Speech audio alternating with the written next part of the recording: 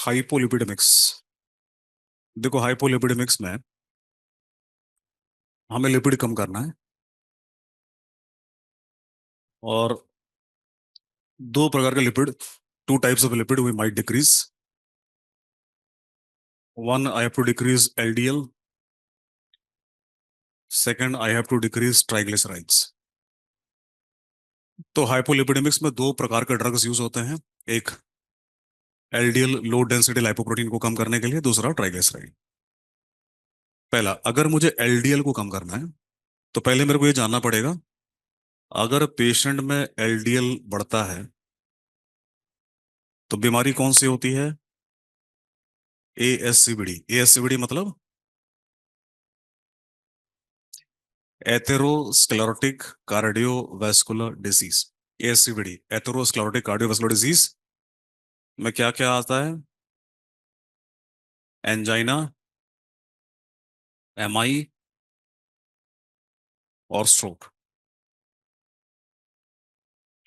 एएससीबीडी, atherosclerotic cardiovascular disease, angina, MI और stroke. इन तीनों को एक साथ हम कहते हैं एएससीबीडी, बिकॉज ये एथेरोस्क्लेरोसिस की वजह से होता है। और एथेरोस्क्लेरोसिस के पीछे जो मेन कल्प्रिट है वो एलडीएल है। अभी स्टार्ट हुआ है क्लास। ऑलराइट। सो एलडीएल को मुझे कम करना पड़ेगा, तो एएससीबीडी के लिए जो ड्रग ऑफ चॉइस है वो कौन सा क्लास है? स्टैटिन्स। पहला, स्टैटिन्स का मैकेनिज्म ऑफ एक्शन क्या है? दे ब्लॉक एचएमजी को एंजाइम ए रिडक्टेज। ये एचएमजी को एंजाइम रिडक्टेज को ब्लॉक करते हैं। तो एक एमसीक्यू ये पूछ सकते हैं आपसे, स्टैटिन्स जो कि सबसे इंपॉर्टेंट ड्रग्स हैं एएससीबीडी में, स्टैटिन्स में जो दो ड्रग्स सबसे कॉमनली यूज होते हैं कौन से हैं?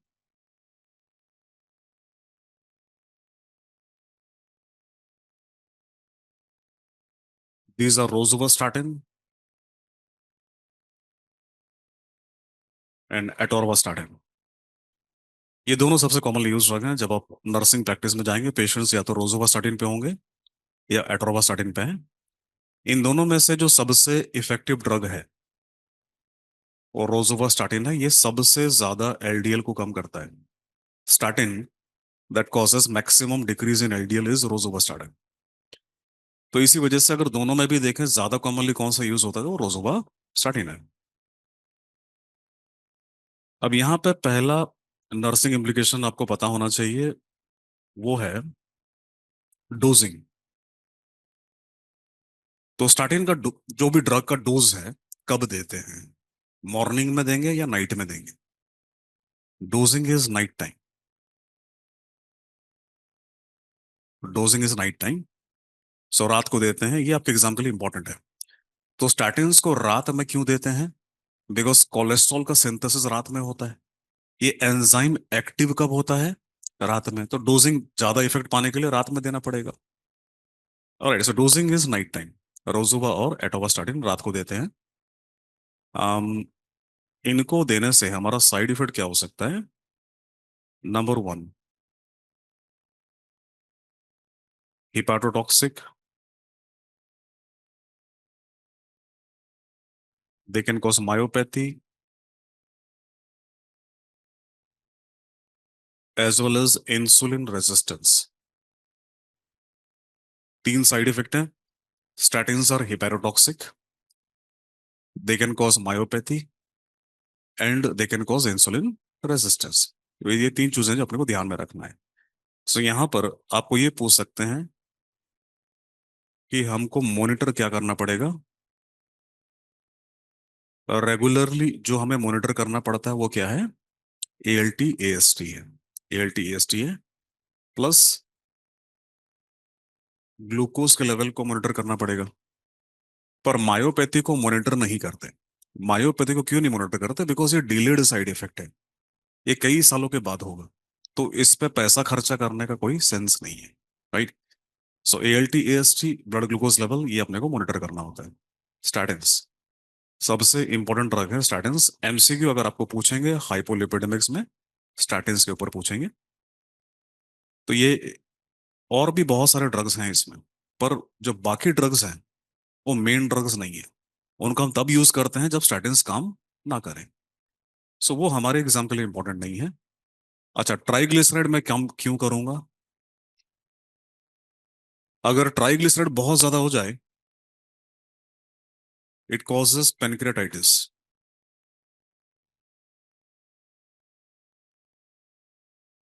सो ट्राइग्लिसराइड अगर बढ़ जाता है तो मुझे पेनक्रियाटाइटिस के लिए एक क्लास ऑफ ड्रग देना पड़ता है। Drug of choice to decrease triglycerides are a class called as fibrates. तो फाइब्रेट्स में ड्रग्स हैं जैसे कि क्लोफाइब्रेट,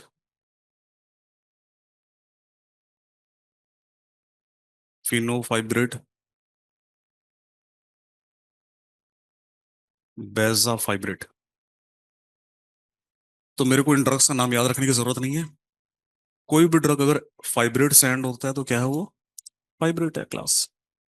राइट। तो इन ड्रग्स को जब भी हम देते हैं, ये ट्राइग्लिसराइड्स को कम करते हैं। और ट्राइग्लिसराइड को कम करने के लिए एक रिसेप्टर को स्टिमुलेट करते हैं। उस रिसेप्टर का नाम है PPAR alpha. PPAR alpha. So statins का मैकेनिज्म है, they block HMG coenzyme reductase. Fibrates का मैकेनिज्म है, फाइब्रिड्स का मैकेनिज्म है PPAR अल्फा। फाइब्रिड्स का मैकेनिज्म है stimulation of PPAR alpha. PPAR का मतलब है paroxysmal proliferator of activated receptor alpha. Full form याद रखने की जरूरत नहीं है। PPAR alpha. सो हाइपोलिपिडेमिक्स में ये दो क्लास आप याद रखना। तो ड्रग्स देखते हैं यहाँ पे।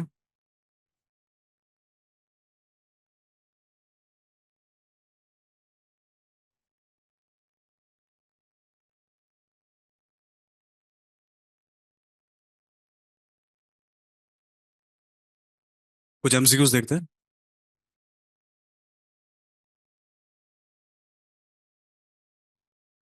Alright. A patient started on antihypertensive drug presented with the side effect given in the image. The nurse should think of which causative agent?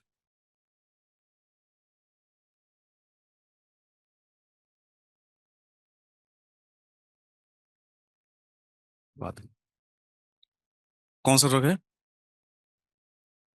भाई पेशेंट पे क्या दिख रहा है? Ankle oedema. और इनमें से कौन से ड्रग ने किया है ankle oedema? ACE inhibitor. ACE inhibitor हमने क्या पढ़ा था? Angioedema. Ankle oedema, A for ankle oedema क्या बताता है? A for amlo, amlodipine. So answer क्या है? Calcium channel blocker. Calcium channel blocker. So A for ankle oedema is caused by calcium channel blocker. A patient was on antihypertensive drug presented to emergency, side effect ये है। Right. कौन कौन से drug ने किया है? ये कौन सा है? ये क्या है? एंजियो एडिमा है। It is caused by ACE inhibitor. A diabetic patient with hypertension, which drug is preferred? अभी देखते हैं hypertension with diabetes, what do I prefer? ACE inhibitor, A or B? So what is answer? ACE inhibitor. Right. Diabetes में ACE inhibitor A और B को हम prefer करते हैं। सो hypertension with comorbidity देखो, अगर किसी पेशेंट को हाइपरटेंशन के साथ माइग्रेन हो, एंजाइटी हो, हाइपरथायरॉयडिज्म हो या ट्रेमर हो, तब मैं किसको प्रीफर करूंगा? Beta blocker. डायबिटीज मेलाइटस हो, सीकेडी हो, नेफ्रोटिक सिंड्रोम हो, प्रीफर किसको करूंगा? एस इनहिबिटर ARB, बिकॉज वो प्रोटीन को कम कर सकते हैं। ऑस्टियोपोरोसिस हो तो किसको प्रीफर करेंगे? थायजाइड्स। अभी डिस्कस करूंगा थोड़ी देर में थायजाइड्स। हाइपरटेंशन विद BPH है तो किसको प्रीफर करेंगे? प्राजोसिन। ANS में डिस्कस किया था हमने, राइट। एनीवेज क्लास में पढ़ाया मैंने आप लोगों को। Toxicity from which of the following medication may cause a client to see green halo around the light? Green halo मतलब भी विजुअल साइड इफेक्ट हो गया। अभी कोई ड्रग की हमने बात करी थी जिसमें विजुअल साइड इफेक्ट हो रहा था, कौन सा है? डिजॉक्सिन। सो डिजॉक्सिन में येलो विजन होगा, और उस येलो विजन में आपको गोल गोल कलर के सर्कल दिखेंगे, और ये सर्कल कौन से कलर के होंगे? ग्रीन। इसको हम कहते हैं green halos. So green halos are green coloured circles जो आपको येलो विजन में दिखेगा, इसको हम कहते हैं ग्रीन हेलोस। ये भी डिजॉक्सिन के साथ दिखता है। The agent that can be given only by intravenous for heart failure कौन सा है? Captopril, digoxin, डोब्यूटामाइन, quinidine. ये आपके एग्जाम का एमसीक्यू है। कौन सा है? पढ़ा तो था मैं अभी। कौन सा है? डोब्यूटामाइन। डोब्यूटामाइन। कैप्टोप्रिल ओरल है, डिजॉक्सिन ओरल है। क्विनिडीन को हार्ट फेलियर में हम कभी देते ही नहीं है। क्विनिडीन तो एंटी एरिथमिक ड्रग है। तो ये पढ़ा दिया है मैंने आपको। Heart failure. Patient was recently started on anti arrhythmic drug. ये साइड इफेक्ट आया। The attending nurse to suspect which of the following drug. कौन सा है? एमायोडेरोन। एमायोडेरोन। इसको हम कहते हैं blue grey pigmentation. Blue grey pigmentation, या फिर हम इसको कहते हैं सेरुलोडर्मा। सो एमायोडेरोन की हमने बात करी थी। एमायोडेरोन जब भी किसी पेशेंट को आप दोगे, तो दो प्रकार के पिगमेंटेशन होते हैं। एक पिगमेंटेशन है ब्लू ग्रे पिगमेंटेशन। दूसरा पिगमेंटेशन जो दिख सकता है हमको, that is brown pigmentation. Two types of pigmentation, blue grey and brown pigmentation. ये दोनों पिगमेंटेशन कहाँ दिखते हैं? These are seen in sun exposed area. मतलब जहां पे सनलाइट गिरता है, फेस में, नेक में, हाथों में दिख सकता है। ज्यादा प्रोमिनेंटली आपको दिखेगा फेस के ऊपर, सन एक्सपोज एरिया। तो जो भी पेशेंट एमायोडर्म पे होगा उसको एडवाइस क्या करेंगे? वन, हमने क्या पढ़ा था? Will ask the patient to cover up. दूसरा, apply word sunscreen. So cover up, मतलब जितना हो सके कवर अप करके चलो, या फिर अम्ब्रेला लेके चलो धूप में, और फिर सनस्क्रीन लगाओ ताकि सनलाइट का जो इफेक्ट है वो कम हो जाए। साइड इफेक्ट्स ऑफ एमायोडेरोन ये पढ़ाया था मैंने आपको। Potassium channel blocker makes liver and skin toxic. P से पल्मोनरी फाइब्रोसिस। राइट। तो जब भी हमारे पास पेशेंट आएगा, we will do a baseline test. Baseline test में क्या करेंगे? चेस्ट एक्सरे करेंगे, ताकि अपने को पता चले कि भी पहले लंग कैसा था, ड्रग देने के बाद लंग क्या हुआ। Corneal deposits. कॉर्निया में जो डिपॉजिट्स होते हैं, ये यूजुअली एसिम्प्टोमेटिक होते हैं। तो हमें अगर कॉर्नियल डिपॉजिट्स है तो ड्रग बंद करने की जरूरत नहीं है। ब्लू ग्रे स्किन अभी पढ़ा हमने। Myocarditis, liver granuloma. Alright. Liver granuloma करेगा तो किसको मॉनिटर करेंगे? एलएफटी को मॉनिटर करेंगे। अल्फा ब्लॉक से हाइपोटेंशन होगा। फोटो सेंसिटिविटी अभी पढ़ा हमने। फोटो सेंसिटिव मतलब क्या? Brown pigmentation. थायराइड में हाइपो हाइपर होगा तो क्या मॉनिटर करेंगे? TSH. So I have to monitor either chest X ray, LFT और टीएसएच। टीएसएच, तो ये जो पॉइंट्स हैं ये अपने को मॉनिटर करना है अमेडोरम के साथ। ऑलराइट, तो किडनी पे जाने से पहले किडनी रिवाइज कर लेते हैं।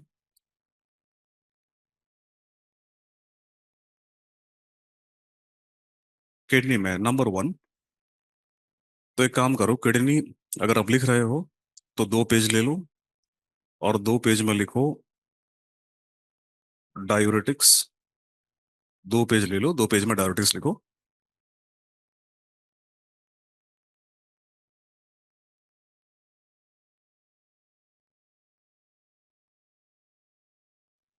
5 क्लासेस ऑफ डायूरेटिक्स हैं।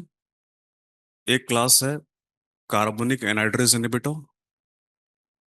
कार्बोनिक एनहाइड्रेज इनहिबिटर, थायजाइड्स,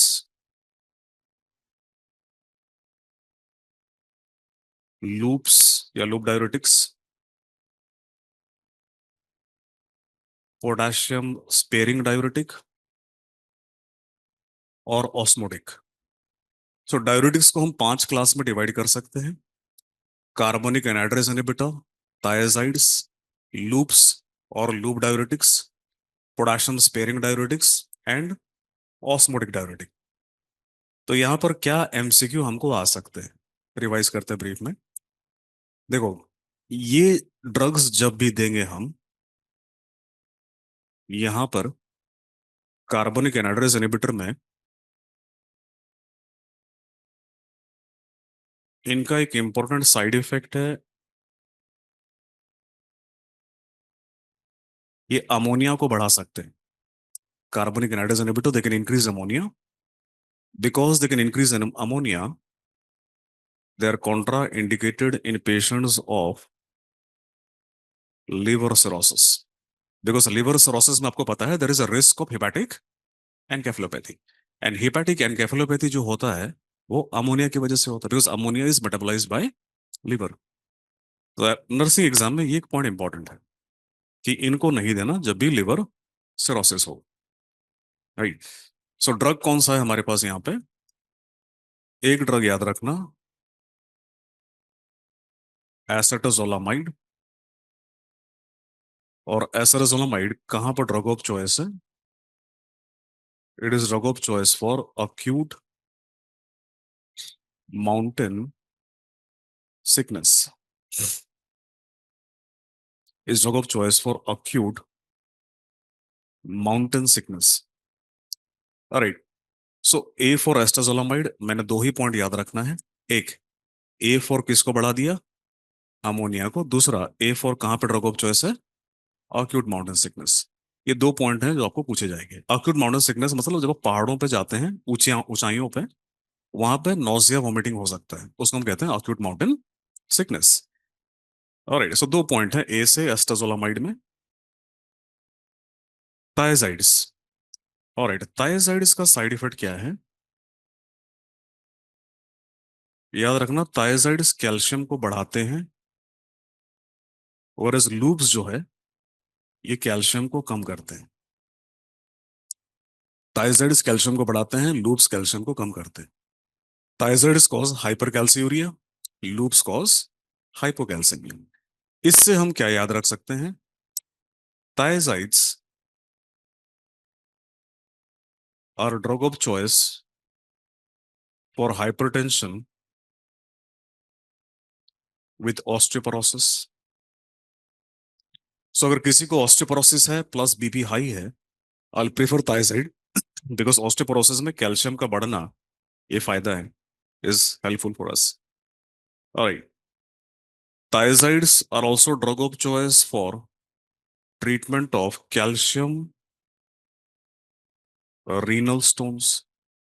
So ये जो दो यूज है थायजाइड्स का, hypertension with osteoporosis plus calcium renal stones, ये हम कैल्शियम से समझ सकते हैं। राइट, बिकॉज वो कैल्शियम को बढ़ाएंगे ब्लड में, तो ऑस्टियोपोरोसिस में प्रीफर करेंगे। कैल्शियम को यूरिन में कम करेंगे, तो जब भी पेशेंट को कैल्शियम रीनल स्टोन्स होगा, वहां पे हम इसको दे सकते हैं, जिसको हम कहते हैं हाइपर कैल्सियूरिक रीनल स्टोन्स। दूसरी तरफ, बिकॉज यहां पे लूप डायूरेटिक्स देने से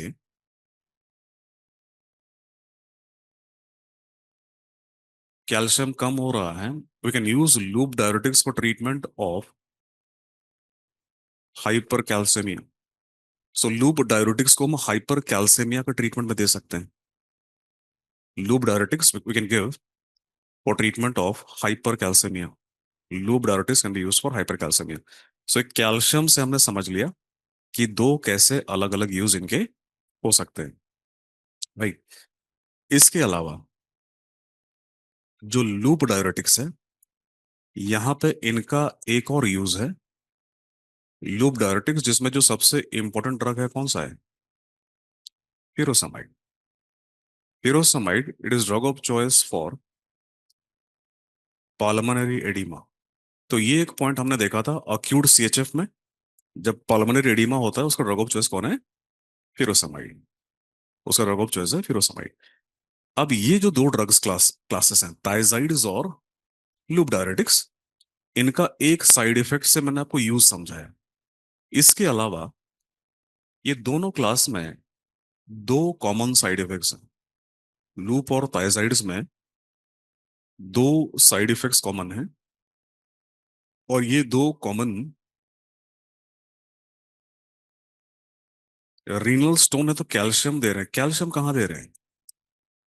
कैल्शियम वाले रीनल स्टोन्स में हम थायजाइड्स को दे रहे हैं, कैल्शियम थोड़ी ना दे रहे हैं।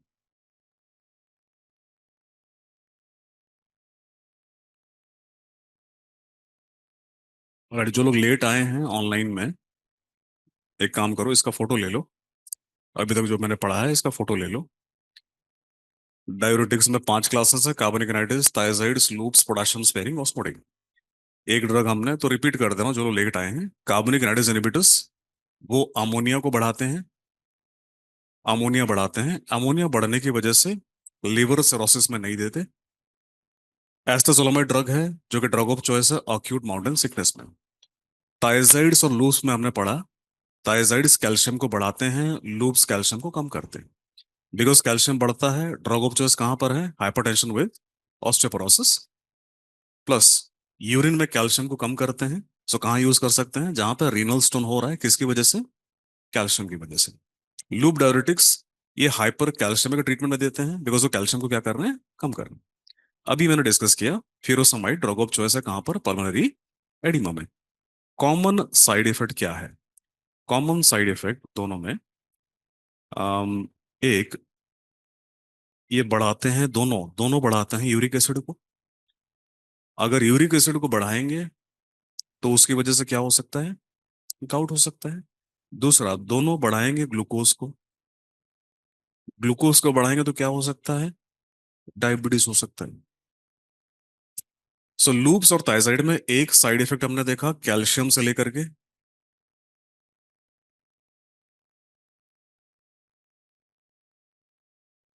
अरे स्क्रीन, अच्छा स्क्रीनशॉट अलाउड नहीं है तो मम्मी पापा का फोन ले लो, किसी का ले लो, उससे फोटो ले लो। ऑलराइट। सो यूरिक एसिड बढ़ेगा। एनीवेज, ये जो मैं लिख रहा हूँ ना, ये इसका पीडीएफ मैं शेयर करवा दूंगा आप लोगों को, पीडीएफ मिल जाएगा आपको। सो गाउट या डायबिटीज हो सकता है। सो आप लोगों को पता, हमने पढ़ा था थायजाइड्स हाइपरटेंशन में यूज होता है। और जब भी मैं किसी पेशेंट को हाइपरटेंशन हाइपरटेंशन में थायजाइड देता हूं तो मुझे क्या मॉनिटर करना चाहिए थायजाइड वाले पेशेंट में? यूरिक एसिड और ग्लूकोज। तो ये इंपॉर्टेंट है, right? Alright, potassium sparing diuretics. Potassium sparing diuretics में ये जो ड्रग्स हैं, पोटेशियम स्पेयरिंग क्यों कह रहे हैं इनको? बिकॉज इनका साइड इफेक्ट है, ये किसको बढ़ाते हैं? पोटेशियम को। In other words, they cause what? Hyper kalaemia. They cause hyper kalaemia. तभी हम क्या कह रहे हैं इनको? पोटेशियम स्पेयरिंग कह रहे हैं। पोटेशियम स्पेयरिंग में एक ड्रग्स है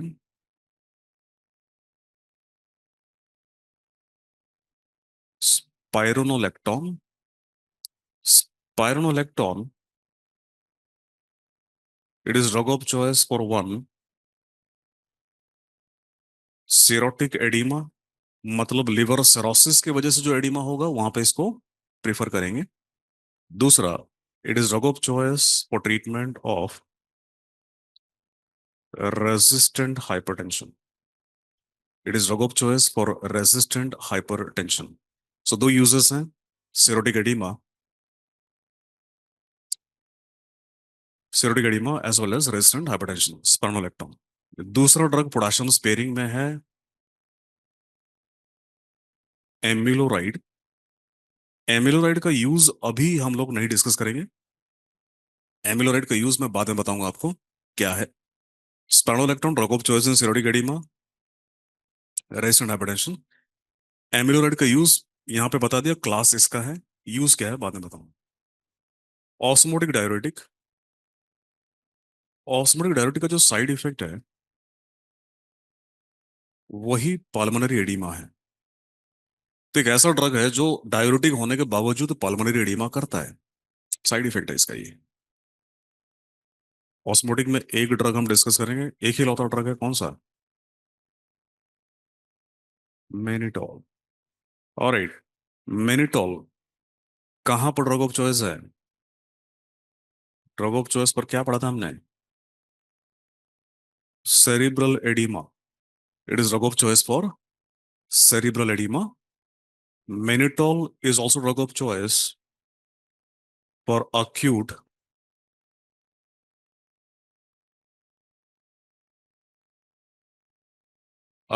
congestive glaucoma. Mannitol is drug of choice for cerebral edema. Mannitol is drug of choice for cerebral edema plus acute congestive glaucoma. सो दो यूजेस हैं जो कॉमन है इसके. acute congestive glaucoma मतलब क्या होता है? आपको याद है हमने पढ़ा था क्लोज एंगल ग्लाउकोमा में पाइलोकार्पिन देते हैं. लेकिन क्लोज एंगल ग्लाउकोमा का पेशेंट जब हमारे पास आता है, मिलते हैं हम उसको, तो हम कहते हैं acute congestive glaucoma, because medical emergency होता है क्लोज एंगल ग्लाउकोमा, जहां पे आईओपी एकदम से बहुत ज्यादा बढ़ जाता है. सो पाइलोकार्पिन वहां काम नहीं करेगा. पाइलोकार्पिन देने से पहले मेरे को मेनिटोल देना पड़ता है, जिसकी वजह से आईओपी क्या हो जाए, कम हो जाए. फिर पाइलोकार्पिन देते हैं और वो क्या करेगा, पीपल को छोटा कर देगा. ग्लाउकोमा होता है क्लोज एंगल बिकॉज पीपल बड़ा होता है, तो वो छोटा कर देगा, तो मेरे को अटैक नहीं होगा. राइट. सो ये डाययूरेटिक्स में जो सबसे इंपॉर्टेंट है मैंने आपको ये बता दिया. अब कुछ और यूजेस हैं डाययूरेटिक्स के और ड्रग्स के, जिसको हम कहते हैं, एक बीमारी है जिसे हम कहते हैं डायबिटिस इंसिपिडस. अच्छा, डायबिटिस इंसिपिडस में शरीर में से किसका एक्सक्रीशन बढ़ जाता है?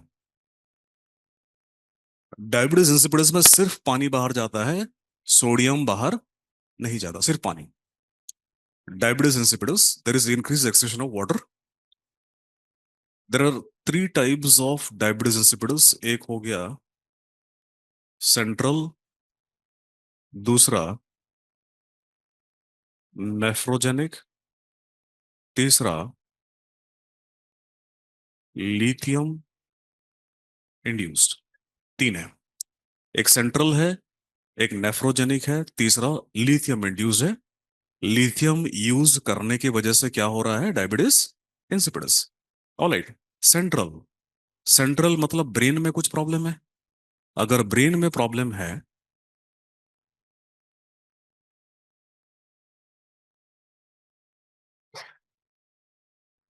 आज कब तक क्लास होगी? क्लास होगी अराउंड 4:30 तक.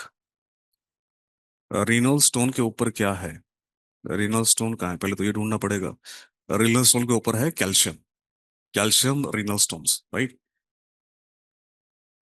Lithium induced diabetes insipidus. अगर सेंट्रल डायबिटिस इंसिपिडस है, तो इसका ड्रग ऑफ चॉइस है, इसका ड्रग ऑफ चॉइस है डेस्मो प्रेसिन. सेंट्रल का drug of choice desmopressin.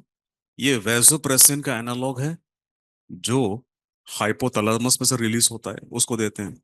Nephrogenic है मतलब किडनी में प्रॉब्लम है, तो एक ड्रग देंगे जो किडनी में काम करेगा.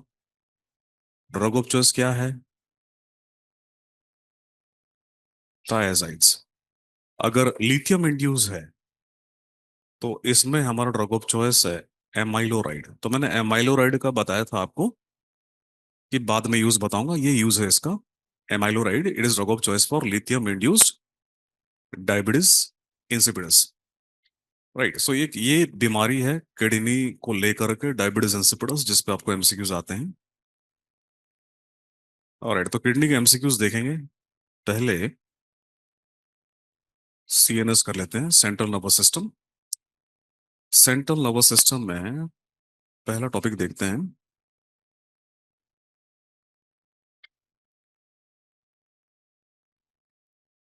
Anti epileptics. एंटी एपिलेप्टिक्स, देखो एंटी एपिलेप्टिक्स में, अब एक काम करो, फिर से दो पेज ले लो. एंटी एपिलेप्टिक्स, एंटी एपिलेप्टिक्स में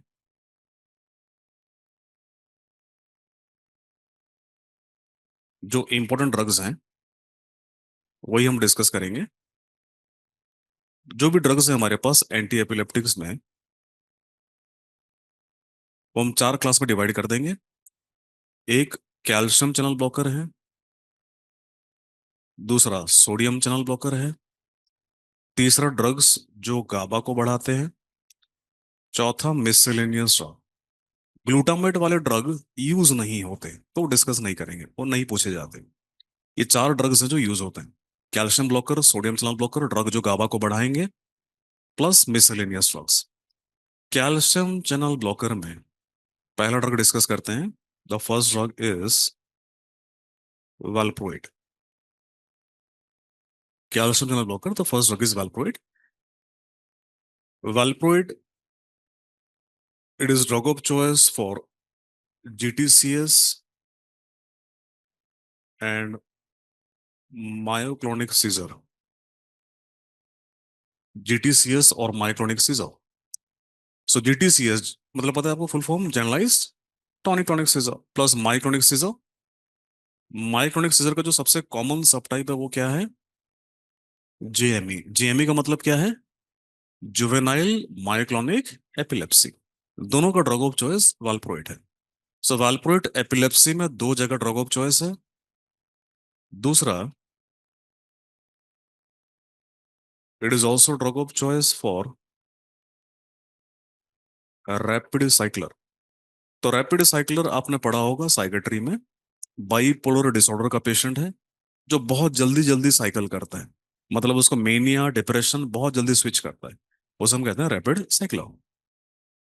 सो दो जगह वैल्पोरेट ड्रग ऑफ चॉइस है। ऑलराइट, अब देखो नर्सिंग एग्जाम में एक important toxicity of drug important aspect होता है, बिकॉज इमरजेंसी में कभी भी पेशेंट आपके पास आएगा टॉक्सिसिटी के साथ। तो वैल्पोरेट का जो टॉक्सिसिटी वाला पेशेंट आएगा, वैल्पोरेट के टॉक्सिसिटी में आपको देखने को पड़ेगा,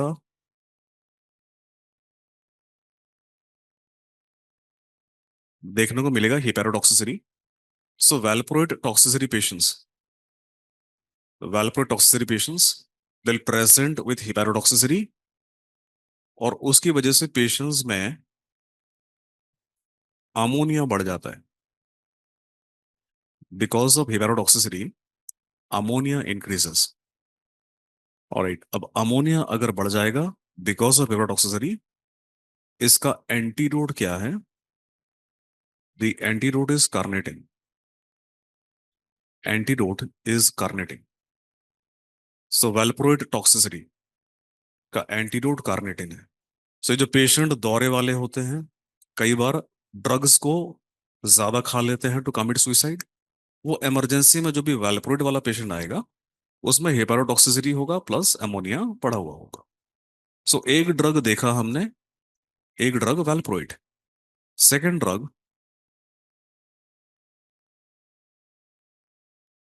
ethosuximide. It is the drug of choice for absence seizure. So absence seizure आपने पढ़ा होगा पीडियाट्रिक्स या मेडिसिन में। बच्चा होता है, वो घूरते रहता है कुछ सेकंड्स के लिए, इसको हम कहते हैं brief staring episodes. Absence seizure में इथोसुक्सीमाइड ड्रग ऑफ चॉइस है, पर हमारा ऑल्टरनेटिव ड्रग है वैल्प्रोइड। राइट, सो अगर अगर मेरे पास इथोसुक्सीमाइड नहीं है, इसका मतलब नहीं है कि ट्रीटमेंट नहीं करूंगा। I'll give valproate। Ethosuximide, JME is juvenile myoclonic epilepsy. आप लोगों ने पढ़ा होगा मेडिसिन में, types of myoclonic seizure. The most common subtype is JME और juvenile myoclonic epilepsy. So ethosuximide, it is drug of choice for absence seizure. Alright, sodium channel blocker में एक drug आपने पढ़ा होगा फेनिटोइन। ऑलराइट, तो phenytoin, phenytoin ये oral route से देते हैं फॉर ट्रीटमेंट ऑफ GTCS और पार्शियल सीजर। सो GTCS या पार्शियल सीजर होगा तो फेनिटोइन में ओरल, ओरल रूट से दे सकता हूँ GTCS या पार्शियल सीजर में। GTCS या partial seizure I can give phenytoin by oral route. लेकिन अगर इमरजेंसी है तो IV रूट से हम फेनिटोइन के डेरिवेटिव को देते हैं, उसका नाम है फॉस्फेनिटोइन। सो इमरजेंसी में जब भी आप यूज करते हैं, आप फॉस्फेनेटोइन देते हैं for treatment of status epilepticus. Status epilepticus, right. So oral route से ओपीडी में जो ड्रग दिया जाता है वो फेनेटोइन का प्योर सॉल्ट है। आईवी रूट से जो देते हैं वो वाटर सोल्यूबल फेनेटोइन है, फॉस्फेनेटोइन। स्टेटस एपिलेप्टिकस में आप लोड करते हैं, राइट। मेडिसिन में आपको पढ़ाया होगा किस रेट में इसको इन्फ्यूजन देते हैं। What is the rate of infusion of fosphenytoin in status epilepticus. Alright, anyways थोड़ी देर बाद देखेंगे। फेनिटोइन फॉस्फेनेटोइन, अब देखो, फेनिटोइन फॉस्फेनेटोइन में एक इंपॉर्टेंट साइड इफेक्ट है जो आपको पेशेंट्स को समझाना पड़ेगा। Phenytoin causes हिरसुटिज्म। हिरसुटिज्म का मतलब क्या हुआ?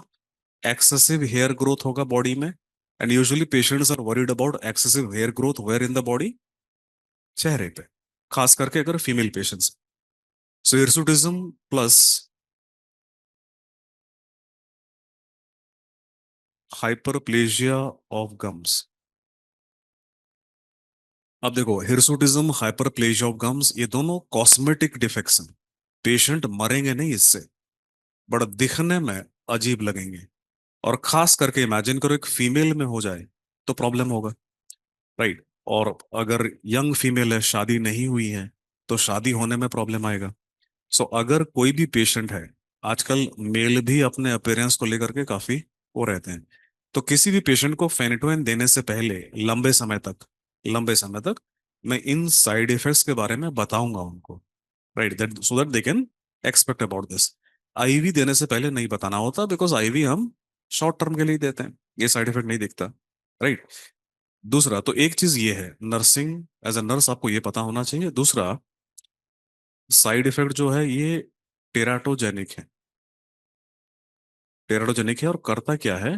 पेनिटोइन फेशियल क्लेफ्ट करता है। फेशियल क्लेफ्ट का मतलब है क्लेफ्ट लिप और पैलेट। क्लेफ्ट लिप और पैलेट करता है, टेराटोजेनिक है। सो प्रेगनेंसी में मुझे अवॉइड करना चाहिए इसको, लेकिन अगर फीमेल है तो मैं बंद नहीं करूंगा, ये याद रखना। कभी भी एपिलेप्सी है और फीमेल प्रेग्नेंट है तो हम दवाई बंद नहीं करते या चेंज नहीं करते, बिकॉज जैसे ही दवाई बंद करोगे वो एक सीजर थ्रो करेगी, बच्चा मर जाएगा, राइट। तो जिस किसी ड्रग पे है हम उसको कंटिन्यू करेंगे। ऑलराइट, अब इसी पॉइंट से अगला पॉइंट समझेंगे। प्रेग्नेंट फीमेल है, फेनिटोइन पे है, हमने बंद नहीं करना है, चलाना है। लेकिन बच्चा जब पैदा होगा हम एक्सपेक्ट करेंगे एक साइड इफेक्ट, और वो साइड इफेक्ट क्या है? There can be an increased bleeding in the newborn. तो जब बच्चा पैदा होगा, माँ से जब बच्चा पैदा होगा तो न्यू बॉर्न में ब्लीडिंग की संभावना बढ़ जाती है। और क्यों बढ़ती है ये क्योंकि फेनिटोइन एंजाइम इंड्यूसर है। ये विटामिन के मेटाबॉलिज्म को बढ़ा देता है। और आपने पढ़ा होगा विटामिन के डिपेंडेंट फैक्टर्स 2, 7, 9, 10। तो यहां पर ट्रीटमेंट क्या देते हैं? जैसे ही बच्चा पैदा होता है कौन सा विटामिन का इंजेक्शन देते हैं उसको? विटामिन के। सो ये भी एक इंपॉर्टेंट नर्सिंग इम्प्लीकेशन है। जब भी फेनिटोइन पे बच्चा पैदा होगा विटामिन के का इंजेक्शन देंगे। Alright, phenytoin. सेकेंड ड्रग यहाँ पर डिस्कस करते हैं, कार्बामाजेपिन। कार्बामाजेपिन, देखो, ओरल रूट से ही देते हैं सिर्फ हम इसको, जीटीसीएस और पार्शियल सीजर में। तो जीटीसीएस पार्शियल सीजर में आप फेनिटोइन या कार्बामाजेपिन दोनों में से किसी को भी दे सकते हैं। लेकिन यहां पर एमसीक्यू आता है तीसरे यूज पे। It is drug of choice for trigeminal neuralgia. It is drug of choice for trigeminal neuralgia. ये एमसीक्यू पॉइंट है। जीटीसीएस पार्शियल सीजर इनफैक्ट पूछने लायक कुछ है नहीं।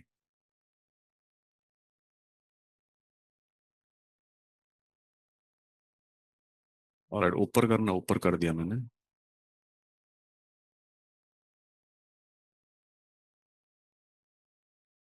Trigeminal neuralgia. ऑलराइट। अब कार्बामाजेपिन, कार्बामाजेपिन और फेनिटोइन, इन दोनों में आपको एक पॉइंट याद रखना है। फेनिटोइन और कार्बामाजेपिन, इन दोनों ड्रग में इमरजेंसी में हमारे पास पेशेंट आ सकते हैं। एक कॉमन साइड इफेक्ट है जिसे हम कहते हैं एटेक्सिया और डायप्लोपिया।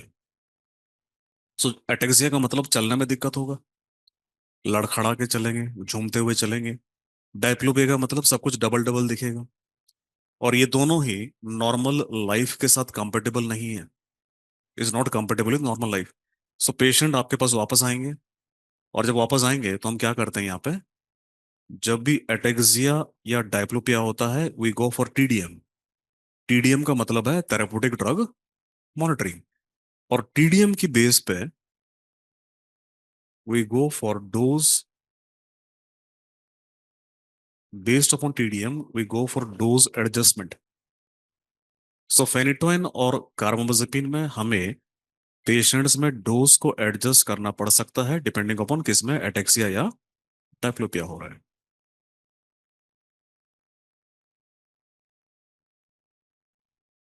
Number 3, lamotrigine. देखो लेमोट्रिजिन अगर हम देते हैं, it can cause S J S कौन सा साइड इफेक्ट कहते हैं, S J S, Steven Johnson syndrome.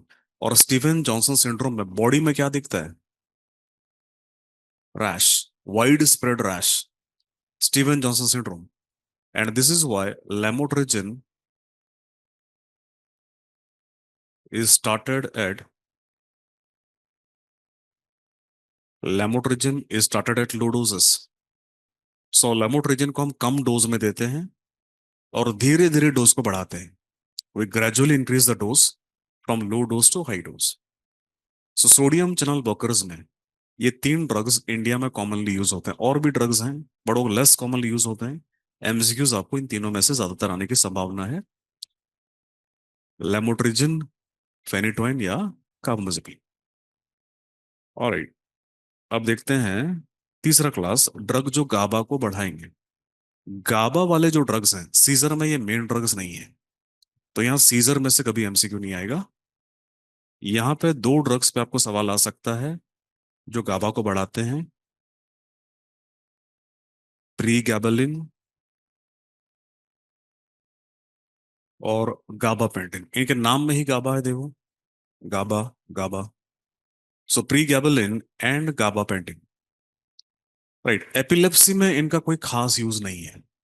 जैसे अगर एपिलेप्सी में यूज की बात करूं तो ये पार्शल सीजर में यूज होता है, पार्शल सीजर में। पर ये मेन ड्रग्स नहीं है तो एमसीक्यू पार्शल सीजर पे नहीं आता। प्रीगैबलिन एंड गाबापेंटिन, यहाँ पे तीन यूजेस हम याद रखेंगे। पी आर, प्रीगैबलिन का पी आर ले लेते हैं, drug of choice for P. P से याद रखेंगे post, post herpetic neuralgia. P से याद रखेंगे पोस्ट हेर्पेटिक न्यूरालजिया, जो आपने सब पढ़ा होगा। हर्पिस वायरस का इन्फेक्शन होता है, चिकन पॉक्स पढ़ा है, तो बचपने में होता है चिकन पॉक्स। 40 साल के उम्र के बाद वही वायरस बॉडी के अंदर होता है, गैंग्लियंस में, वो रीएक्टिवेट हो जाता है और न्यूरॉन्स में है, गैंग्लियन में है, तो फैलेगा किधर, न्यूरॉन्स में ही फैलेगा। और उसी वजह से बहुत ज्यादा पेनफुल है, उसको हम कहते हैं पोस्ट हेर्पेटिक न्यूरालजिया। और ज्यादातर होता है छाती में, डर्माटोम, thoracic डर्माटोम में फैलता है, लाल कलर हो जाएगा, पेन होगा। Post herpetic neuralgia. पी से याद करेंगे, आर से याद रखेंगे एक बीमारी जो पढ़ाया था मैंने आपको पहले, रेस्टलेस लेग सिंड्रोम।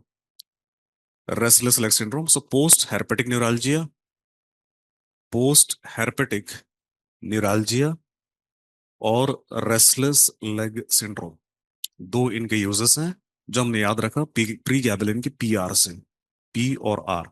और दोनों में ड्रग ऑफ चॉइस है, दोनों में ड्रग ऑफ चॉइस है। ऑलराइट, यहाँ पे इंपॉर्टेंट नर्सिंग एप्लीकेशन क्या है?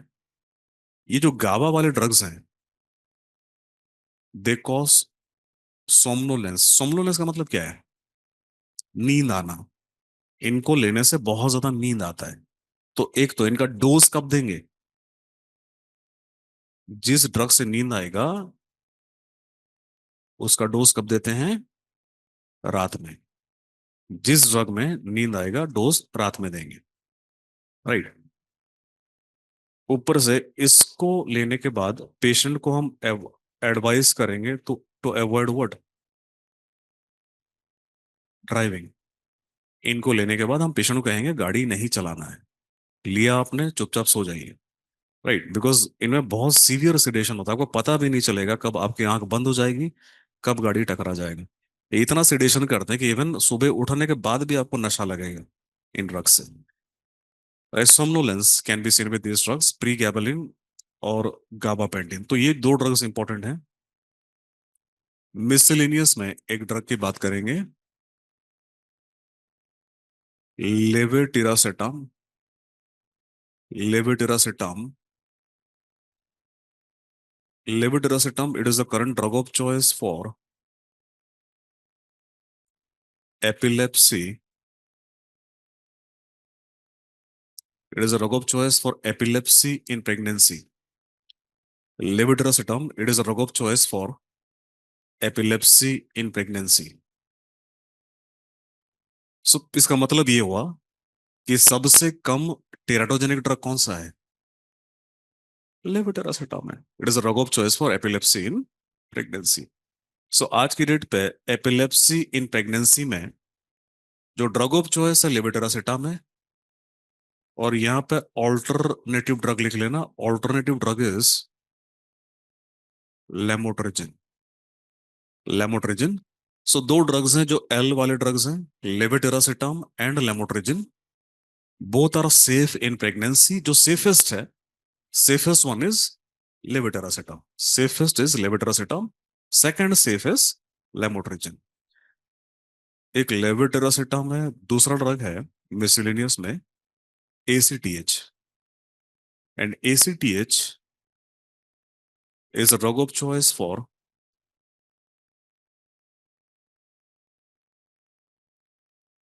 infantile spasm। infantile spasm को हम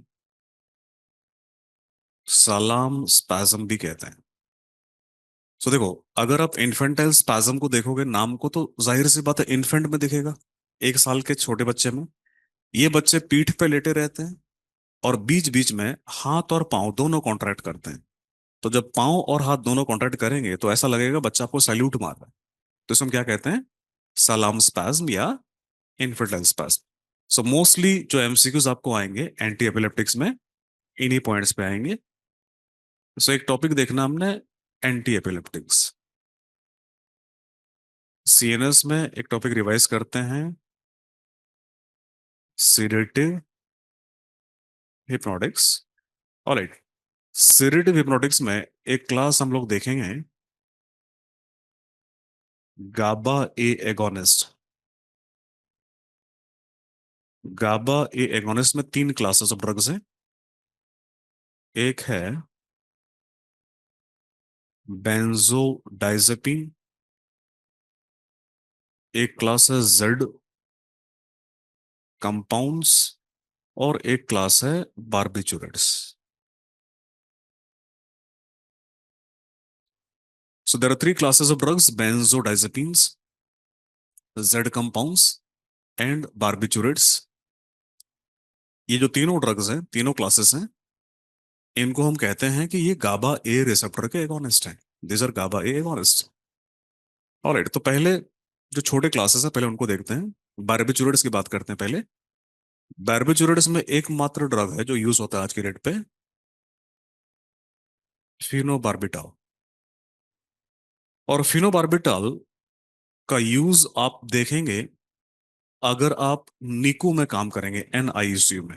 फिनोबार्बिटॉल, it is the drug of choice for treatment of seizure in neonates. तो आज की डेट पे ये एक लौता यूज है इसका जो आपको दिखेगा कॉमनली अस्पताल में।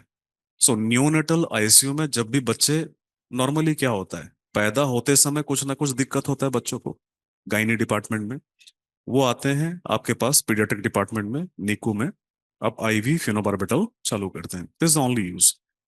जेड कंपाउंड्स में हमारे पास ड्रग्स हैं, जैसे कि जोल्पिडेम, जोपिक्लॉन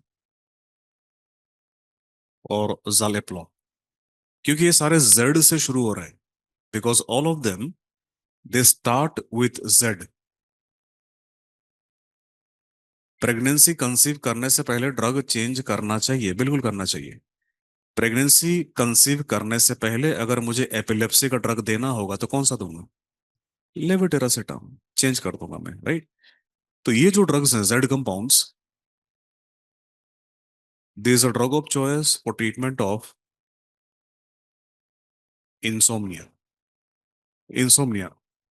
सो आज की डेट पे अगर किसी को नींद नहीं आती तो उसे हम कहेंगे इंडक्शन में प्रॉब्लम है। कोई आएगा उसको नींद आती है लेकिन रात को 2-3 बजे उठ जाता है, उसको मेंटेनेंस में प्रॉब्लम है। तो किसी में भी प्रॉब्लम होगा नींद में, बेस्ट ड्रग और drug of choices Z compounds, benzodiazepines. Alright, benzodiazepines में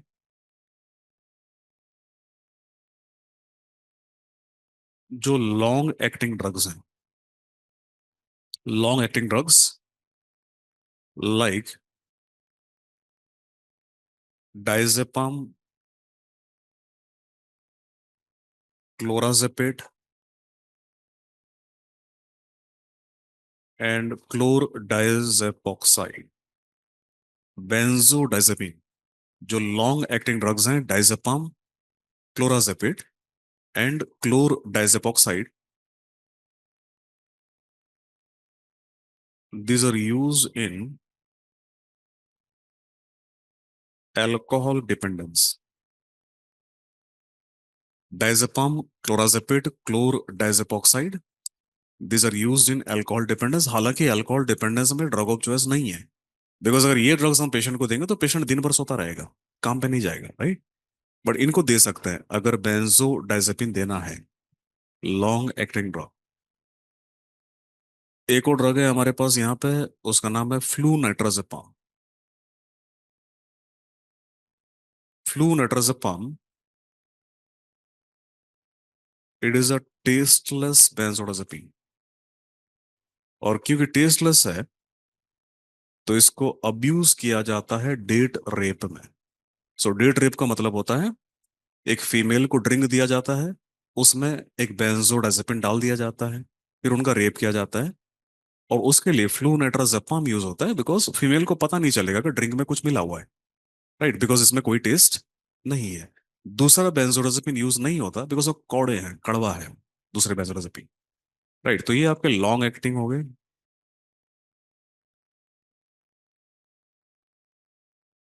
शॉर्ट एक्टिंग में, शॉर्ट एक्टिंग में जो ड्रग्स हैं इनको प्रीफर करते हैं हम लीवर फेलियर में। Short acting drugs are preferred for liver failure. Short acting drugs are preferred for liver failure. तो लीवर फेलियर में जो ड्रग हम प्रीफर करते हैं, L for liver failure, L for lorazepam. So short acting drug that we prefer in liver failure is lorazepam, is the benzodiazepine of choice in liver failure. Lorazepam, it is the drug of choice for status epilepticus. IV lorazepam is the drug of choice for status epilepticus में root होता है IV। तो medicine में आपने पढ़ा होगा, patient आया status epilepticus का, सबसे पहले हमने IV शॉट दिया लोराजेपम का, फिर हमने इन्फ्यूजन चालू कर दिया कौन से ड्रग का? पेनिटोइन का, पेनिटोइन का infusion. So lorazepam followed by phenytoin in status epilepticus. एक और क्लास है यहाँ पर, शॉर्टेस्ट एक्टिंग।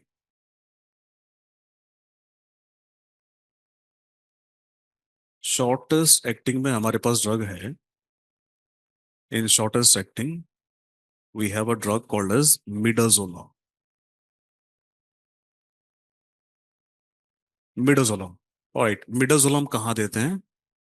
देखो, एक रूट इसका आईवी होता है, and IV route I use it in anaesthesia. और एनेस्थीसिया में हम इंडक्शन और मेंटेनेंस, आपको पता है ना एनेस्थीसिया में दो चीजें होता है। एक, पहले अपने को एनेस्थीसिया को इंड्यूस करना पड़ता है, इंड्यूस होने के बाद मेंटेन करना पड़ता है। तब इंडक्शन मेंटेनेंस चाहे दोनों में आप यूज कर सकते हैं इसको, मिडाजोलम को आईवी रूट से। आज की डेट पे it is available by intranasal spray. Intranasal spray, intranasal spray of midazolam. We use intranasal spray of midazolam for treatment of seizure in children। ये पॉइंट याद रखना, एट होम, घर पर। अगर मेरे पास बच्चा आया अस्पताल में तो मैं उसको लोराज़ेपाम ही दूंगा। लेकिन बच्चे को घर पे सीजर हुआ, फॉर एग्जांपल एक आपने पढ़ा होगा फेब्राइल सीजर, फेब्राइल सीजर हुआ, बच्चा घर पर है, तो वहां पर भाई आईवी तो पेरेंट नहीं दे सकते, लेकिन नाक में दो स्प्रे तो मार ही सकते हैं। तो उस पे इंट्रानेजल स्प्रे हम दे सकते हैं। Seizure in children at home, इसका जो ऑल्टरनेटिव है वो रेक्टल डायजेपाम है। ये हो सकता है आपने पीडियाट्रिक्स में पढ़ा होगा, फेब्राइल सीजर में रेक्टल डायजेपाम भी देते हैं। बट आज की डेट पे जब भी हम माता पिता से पूछते हैं कि मेरे पास दो ऑप्शन है, इंट्रानेजल मिडाजोलम और रेक्टल डायजेपाम, तो क्या लगता है माता पिता किसको चूज करते होंगे? Intranasal midazolam. Rectal diazepam is gross, है कि नहीं? ऑलराइट, सो रेक्टल डायजेपाम इतना प्रीफर नहीं होता, ऑप्शन है हमारे पास, लेकिन पेरेंट्स यूज नहीं करते इसको। ऑलराइट, सो बेंजोडाइजेपिन का एक साइड इफेक्ट याद रखना, बेंजोडाइजेपिन्स दे कॉज अमनेजिया। सवाल ये पूछते हैं कि जो अमनेजिया है, अमनेजिया का मतलब पता है, भूल जाना। और दो प्रकार के अमनेशिया होते हैं, एंटीरोग्रेड और रेट्रोग्रेड। अब सवाल ये आता है कि जो अमनेशिया है यहां पर, वो एंटीरोग्रेड है कि रेट्रोग्रेड है? रेट्रोग्रेड। देखो, आप में से किसी ने टैबलेट खाया है कभी जेड कंपाउंड का, बेंजोडाज़ेपिन का, नींद के लिए? नहीं खाया है। अगर कोई आदमी रात को गोली खा के सोएगा और सुबह उठेगा, और अगर उसको रेट्रोग्रेड अमनेशिया हो गया, तो उठते ही पहले पूछेगा मैं कौन हूं, मेरा नाम क्या है, मैं कहाँ हूं। तो पीछे वाली चीजें नहीं भूलता। जो अमनीजिया होता है वो कैसा होता है? Amnesia is anterograde, it is not retrograde. Amnesia anterograde मतलब दवाई खाने के बाद आपको चीजें याद नहीं रहेंगी, लेकिन उससे पहले तक क्या हुआ है सब कुछ आपको याद रहेगा। राइट। सो ये जो तीन क्लास ऑफ ड्रग हैं, ये मेन ड्रग्स हैं। गाबा ए एगोनिस्ट, सीरेटिव हिप्नोटिक्स में एक और ड्रग है, मीलाटोनिन एगोनिस्ट। और मीलाटोनिन एगोनिस्ट का नाम है रामेल्टियोन। रामेल्टियोन को भी आप यूज कर सकते हैं इंसोम्निया में। तो यहाँ पे नाम इंपॉर्टेंट है, रामेल्टियोन। इंसोम्निया में मेलाटोनिन एगोनिस्ट रामेल्टियोन दे सकते हैं, लेकिन ये ड्रग ऑफ चॉइस नहीं है। ड्रग ऑफ चॉइस कौन है? अभी पढ़ा हमने, कौन से कंपाउंड है? Z compound. Drug of choice are Z compound. देने को मैं ये भी दे सकता हूँ, I can also give melatonin agonist, but the drug of choice are Z compound. Alright, so ये सीरेटिव हिप्नोटिक्स हैं। ओपियोइड्स। देखो, ओपियोइड्स में हम दो क्लासिफिकेशन में डिस्कस करेंगे। एक क्लास ऑफ ओपियोइड वो हैं जो फुल एगोनिस्ट हैं, और एक क्लास डिस्कस करेंगे वो ओपियोइड्स जो एंटागोनिस्ट है। ओपियोइड्स जो एंटागोनिस्ट है, तो फुल एगोनिस्ट है और जो एंटागोनिस्ट है। राइट, ये दो प्रकार के ड्रग्स है। एंटागोनिस्ट में पहले एंटागोनिस्ट डिस्कस कर लेते हैं। एक ड्रग है नालोक्सोन। नालोक्सोन आईवी रूट से दिया जाता है। It is drug of choice for what? opioid toxicity. Intravenous naloxone is drug of choice for opioid toxicity. Intravenous naloxone is used for opioid toxicity. Intravenous naloxone opioid toxicity में देते हैं, मतलब ये antidote हो गया। राइट। नलोक्सोन एंटागोनिस्ट में second drug लिख लेना, नाल्ट्रेक्सोन। नाल्ट्रेक्सोन नाल्ट्रेक्सोन का जो रूट है ओरल है। यूज फिलहाल के लिए हम यूज को छोड़ देते हैं, यूज के बारे में हम आखिरी में बात करेंगे। पहले हमने दो ड्रग देख लिए जो एंटागोनिस्ट है। फुल एगोनिस्ट, फुल एगोनिस्ट इनका यूजेस क्या है, यूजेस के ऊपर देख लेते हैं। फुल एगोनिस्ट में जो यूजेस हैं ओपियोइड्स के, एक यूज है सीवियर पेन में। तो सीवियर पेन, बहुत ज्यादा दर्द होगा पेशेंट्स को, तो वहां पर हम दे सकते हैं। और जो सबसे इंपॉर्टेंट एग्जाम्पल जिस पे आपको सवाल आता है वो है labour pain. So labour pain में दो ड्रग दे सकते हैं हम, या दो यूज करते हैं। एक मॉर्फिन है, दूसरा ड्रग है पेथिडी। एक मॉर्फिन है, दूसरा पेथिडीन है। सीवियर पेन में, सीवियर पेन में आई कैन, लेबर पेन में हम मॉर्फिन या पेथिडीन दे सकते हैं। मॉर्फिन या पेथिडीन दे सकते हैं। लेबर पेन पे ज्यादातर एमसीक्यू आता है। लेबर पेन पे ज्यादातर एमसीक्यू आता है। Contra indication of morphine, morphine को कहाँ नहीं देते? whenever I have a patient of head trauma. So morphine is not given for patients with head trauma. Morphine is not given for patients of head trauma because ये intracranial pressure को बढ़ा देते हैं। So एक हो गया severe pain. अगर mild to moderate pain होगा, माइल्ड टू मॉडरेट पेन में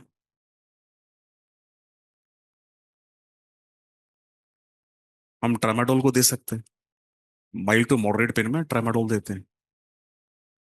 mild to moderate pain we give tramadol. तो severe pain, mild to moderate pain, एक यूज है इनका post operative chills.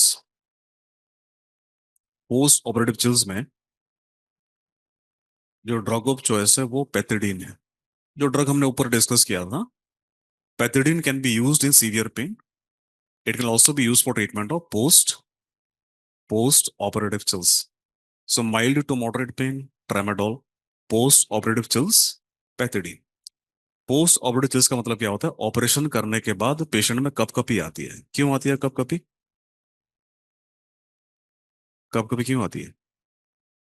Pancreatitis pen में, अगर पेनक्रेटाइटिस में पेन है उसमें आप नॉर्मली उस पेन के लिए आप ओपियोइड दे सकते हैं। पहले कहते थे कि कॉन्ट्रा इंडिकेटेड है बिकॉज आपका जो स्पिंक्टर बॉडी को कॉन्ट्रैक्ट करते हैं, पर अगर पेन है तो हम दे सकते हैं ओपियोइड भी। Post operative chills. और तो ये कुछ इंपॉर्टेंट यूजेस हैं ओपियोइड्स के। दूसरा पॉइंट जो इंपॉर्टेंट है ओपियोइड्स में, ओपियोइड का डी एडिक्शन।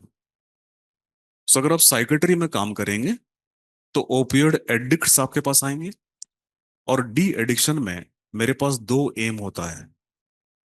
मेरा पहला एम है is to decrease the withdrawal symptoms. My first aim is to decrease withdrawal symptoms. Because देखो, कोई भी ओपियोइड अब्यूजर होता है, वो ओपियोइड को अब्यूज कर रहा है। और एक दिन जब वो ओपियोड लेना बंद कर देता है तो उसको क्या आते हैं? विथड्रॉल सिम्टम आते हैं, right? The patient develops withdrawal symptom. So withdrawal symptom को कम करने के लिए निमोनिक देखो, स्टार्ट, हम याद रखेंगे, start BMW।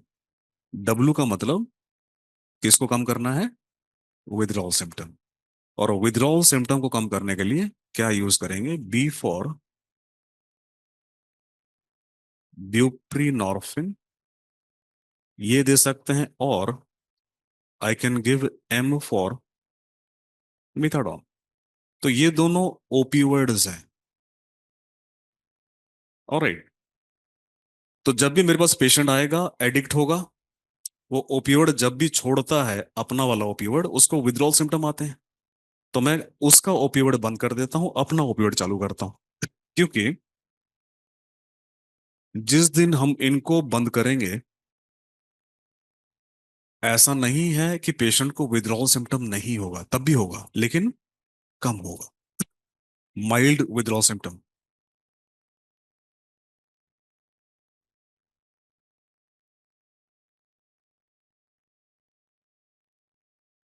Mild withdrawal symptom. So buprenorphine या मिथाडोन आपने दिया, सॉरी, जब आपने बंद किया तो विथड्रॉल सिम्टम कम आया। अब देखो, पेशेंट अब मेरा डी एडिक्ट हो चुका है, लेकिन अगर हम पेशेंट को इस अवस्था में छोड़ देंगे तो ये पेशेंट जाएगा, अपने पुराने दोस्तों से मिलेगा, फिर से एक डोज लेगा और वो रिलैप्स कर जाएगा। तो मेरे को पता है कि वो रिलैप्स करेगा, आज नहीं तो कल।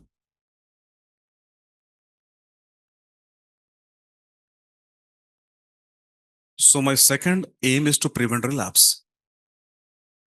Second aim is to prevent relapse. देखो, उसको ओपियोइड लेने से हम नहीं रोक सकते, वो जाएगा, ओपियोइड लेगा, लेकिन उसको हम ओपियोइड लेने देंगे, लेकिन ओपियोइड को ओपियोइड रिसेप्टर पे काम नहीं करने देंगे। तो हम क्या करेंगे? ओपियोइड रिसेप्टर को ब्लॉक कर देंगे एक ओरल ड्रग दे करके। और हमने ओरल ओपियोइड एंटागोनिस्ट अभी पढ़ा था, उसका नाम क्या है?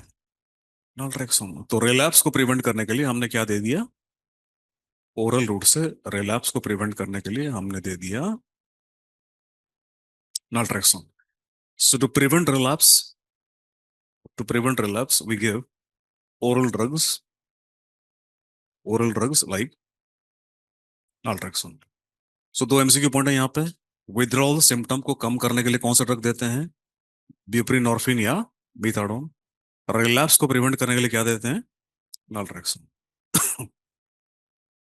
Alright. So this is opioid. अब बात करते हैं अल्कोहल डिपेंडेंस की। अल्कोहल डिपेंडेंस में एक ड्रग पे आपको काफी MCQ आता है। The drug is disulfiram.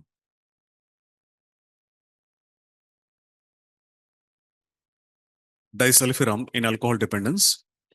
Alright. Disulfiram, mechanism of action, कैसे काम करता है डाइसल्फिराम? देखो, इसके लिए अपने को देखना पड़ेगा, जब भी कोई आदमी अल्कोहल कंज्यूम करता है, it is first metabolised into acetaldehyde, followed by acetic acid. और एसिटिक एसिड क्या है? ये वाटर सॉल्युबल है। और आपको पता है, जो भी कंपाउंड वाटर सॉल्युबल होता है वो किडनी के माध्यम से बाहर चला जाता है। दो एंजाइम चाहिए अपने को यहाँ पे। One is alcohol dehydrogenase, second one is aldehyde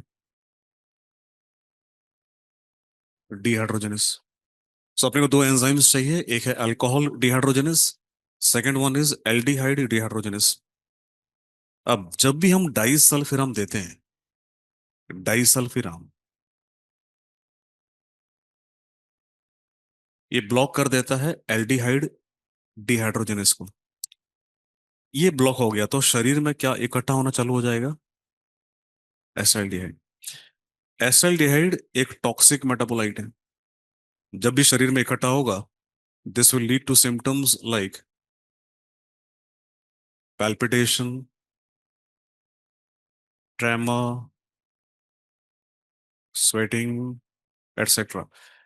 north India में हम इसको कहते हैं घबराहट। घबराहट, तो पेशेंट को घबराहट होगा, और इसकी वजह से patient develops aversion to alcohol. So aversion का मतलब क्या होता है? नफरत। तो उसने सुबह खा रखा है डाइसल्फिराम, शाम को उसने अल्कोहल पिया उसके ऊपर से, और ये रिएक्शन होगा, तो आगे से वो डरेगा पीने से। राइट। इसमें दो पॉइंट हमने याद रखना है। डाइसल्फिराम स्टार्ट करने से पहले minimum there should be 12 hours of abstinence. Minimum there should be 12 hours of abstinence, मतलब जब वो पिछली बार अल्कोहल पिया था तब से कम 12 घंटा पास हुआ होना चाहिए। Right. Minimum 12 hours of abstinence, उसके बाद ही हम इसको स्टार्ट कर सकते हैं। दूसरा, उसके बाद हम इसको स्टार्ट कर सकते हैं। दूसरा, जब भी हम इसको बंद करेंगे, when ever will stop this, stop करने के बाद भी reaction is seen till 2 weeks. तो आपके एग्जाम में ये जो दो पॉइंट है इस पे सवाल आता है, कितने घंटे बीते बीते होने चाहिए from the last drink, at least 12 hours. भाई देखो, डाइसल्फिरम जीवन भर तो नहीं खिलाएंगे उसको, 6 महीने के बाद बंद करेंगे। उसके बाद उसको लगेगा अब क्या, कि भाई दवाई बंद हो गई है, अब पी लेता हूँ। अगर वो 5-6 दिन के बाद भी पी लेगा तब भी उसको रिएक्शन मारेगा। राइट। सो 2 हफ्ते। तो आपके एग्जाम में पूछा गया था, एक एग्जाम में, कितने हफ्ते तक? 2 हफ्ते। सो डाइसल्फिराम, तो ये याद रखना, डाइसल्फिराम एवर्सिव एजेंट है। एवर्सिव एजेंट है। डाइसल्फिराम किसको कम नहीं करता? Disulfiram does not decrease craving. Disulfiram does not decrease craving. So usually क्या होता है, क्रेविंग का मतलब क्या होता है पता है आपको? जो इच्छा होती है अल्कोहल पीने की, उसको कम नहीं करेगा, इच्छा उतनी ही रहेगी। वो बस डर के मारे नहीं पिएगा, डर के मारे नहीं पिएगा। राइट। सो डाइसल्फिराम एक ड्रग है, डाइसल्फिराम। सेकंड ड्रग है नाल्ट्रेक्सोन। नाल्ट्रेक्सोन का मैकेनिज्म ऑफ एक्शन क्या है? देखो, ये ओपियोइड एंटागोनिस्ट है, and it inhibits the pleasurable effect of alcohol. So alcohol पीने के बाद जो प्लेजरेबल इफेक्ट आता है, जो सब कुछ दुनिया में अच्छा लगता है, वो ओपियोइड रिसेप्टर की वजह से होता है। और अगर हमने ओपियोइड रिसेप्टर को ब्लॉक कर दिया तो अल्कोहल पिएगा वो, लेकिन उसको मजा नहीं आएगा। Right. So it will block the pleasurable effect of alcohol, naltrexone. It is the drug of choice in alcohol dependence. Drug of choice in alcohol dependence, ये सबसे बेस्ट ड्रग है, बिकॉज ये एक ऐसा ड्रग है जिसको लेने के बाद हम चाहते हैं कि पेशेंट दारू पिए, बिकॉज तभी तो उसको रियलाइज होगा कि अब जब वो अल्कोहल पिएगा तो उसको लगेगा वो कोई जूस या पानी पी रहा है, उसको जो मजा आता था वो नहीं आएगा, तो उसके बाद से उसको पीना छोड़ देगा। राइट। तीसरा ड्रग है एकाम्प्रोसेट। एकाम्प्रोसेट ये ऑल्टरनेटिव ड्रग है, and mechanism of action is it decreases craving. Acamprosate में क्रेविंग कम होता है। अल्कोहल इज सीनस डिप्रेसेंट और स्टिमुलेंट। देखो, अल्कोहल लेने से शुरुआत में स्टिमुलेशन होता है, बाद में इनिबिशन आता है। अल्कोहल के कई सारे फेजेस हैं। पहला फेजेस स्टिमुलेशन वाला है, जहां पे लोग अंग्रेजी बोलना चालू कर देते हैं। Right, that is the stimulation phase. उसके कुछ समय के बाद गाबा का फेज आता है। गाबा से क्या होगा? नींद आएगा, डिप्रेस होगा। फिर वो नाली वाला फेज है, जब नाली में लौटने लगते हैं, तो that is depressive phase. So initially stimulant है, बाद में डिप्रेसिव है। राइट। सो एकाम्प्रोसेट क्रेविंग को डिक्रीज करता है, मतलब एकाम्प्रोसेट जो अल्कोहल पीने की इच्छा है उसको कम करेगा, लेकिन एकाम्प्रोसेट लेते हुए जब अल्कोहल पिएगा तो उसको मजा आएगा। नल्ट्रोक्सोन में मजा नहीं आएगा, इसलिए नल्ट्रोक्सोन ज्यादा इफेक्टिव है as compared to acamprosate. Right. So these are the drugs in alcohol. 3 drugs हैं जो इंपॉर्टेंट हैं। स्मोकिंग। स्मोकिंग में एक ड्रग है बुप्रोपियोन।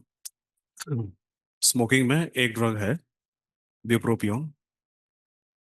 One drug in smoking is bupropion. Bupropion ये एक एंटी डिप्रेसेंट है।